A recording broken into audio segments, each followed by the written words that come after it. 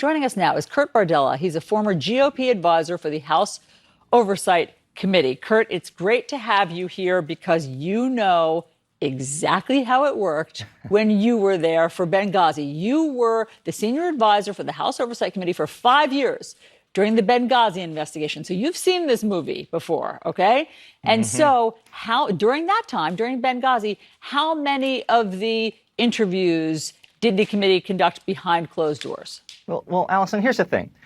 All the depositions that were conducted when Republicans were having investigations into the Obama administration, whether it was Benghazi or Fast and Furious, remember, depositions are conducted behind closed doors. All of them, you're saying? All of them. That's the point of a deposition, is to avoid the charade of a hearing that we see where people posture and play the TV cameras. And in hearings, you have to alternate between 5 minutes for Republicans, 5 minutes for Democrats. Well, in a deposition, you don't have that type of volley. You have a set amount of time where you can consecutively interview a witness so that you can actually get to the answers without having to worry about the production of television that we see the hearings kind of devolve into these days. And so when you see the Republicans, some of the same ones who you worked with, storming the SCIF, the secure room, to make a point that this should all be done in broad daylight, what do you think?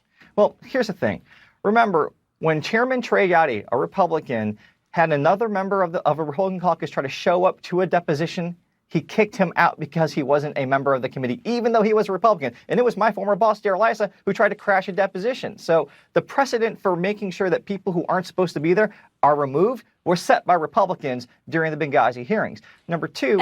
This is the video that you're talking about. This is obviously from 2015. That was Darrell Issa having to leave because at that time, as you say, Trey Gowdy wouldn't let just even another Republican who wasn't on the committee in. So when you contrast that to this swarm of Republicans trying to get in, claiming they deserve to be in, it's just, I mean, what's the word for what they're doing? Desperate. That's what it is. That the testimony that we've seen this week has been so devastating to the core excuses we've seen from the Trump administration that Republicans are resorting to these kind of clownish tactics rather than address the very real substance of what we heard Ambassador Taylor talk about the other day. They're instead doing these publicity stunts, really, to try to distract away from the substance of the investigation. And at the end of the day, it's not going to work because the committees are going to continue to do their work. They're going to continue to have depositions. They're going to continue to get witnesses, and the facts are going to be made public to the American people. So this is all a smokescreen. It's really a stalling tactic, I think, Allison, because they don't know what to do about the substance of the testimony.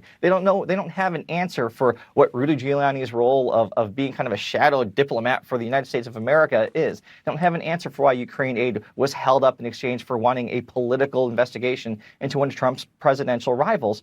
They don't have answers, so they're resulting in the kind of juvenile stunts, which if this had happened during their time in power, when they were investigating Benghazi, imagine if Democrats had stormed the SCIF trying to get into depositions. Republicans would have been the very first to come out on television and say that this is a stunt, this is obstruction. They would have even called the Capitol Police to try to have them arrested.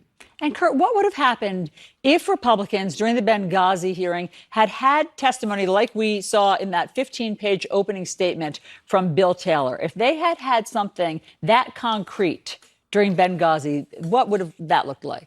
You know, when we started any kind of investigation, we would talk privately about wanting to find that bombshell item, that bombshell document or witness testimony to really justify and validate the investigation. In the entire time I worked at the Oversight Committee, we never had bombshell testimony like what we saw from Bill Taylor the other day. And if Republicans like Jim Jordan and Mark Meadows and Doug Collins had that type of material during the Obama years, they would have moved for impeachment that week. You know, as reporters this morning, we're trying to, keep our heads from exploding and stay even keeled about the hypocrisy when you can see it. You know, we have the split screen. You can see it so clearly.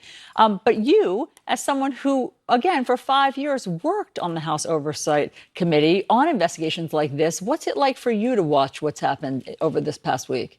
It's mind-numbing. I remember Jim Jordan and Mike Pompeo talking about transparency, the American people's right to know, justifying the subpoenas and depositions and hearings that they had by saying that the American people, this is about justice. This is about getting to the truth.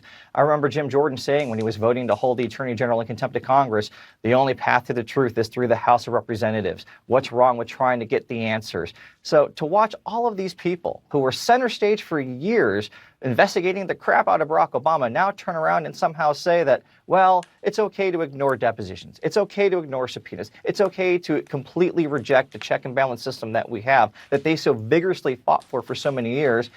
It just tells you that these people really don't stand for anything. They have no core convictions, and that they're far more interested in protecting their political, Donald Trump's political chances than anything about protecting our republic. Kurt Bardella, we really appreciate having your firsthand experience and you sharing it with us. Thanks so much for being on New Day. Thank you, Allison. John.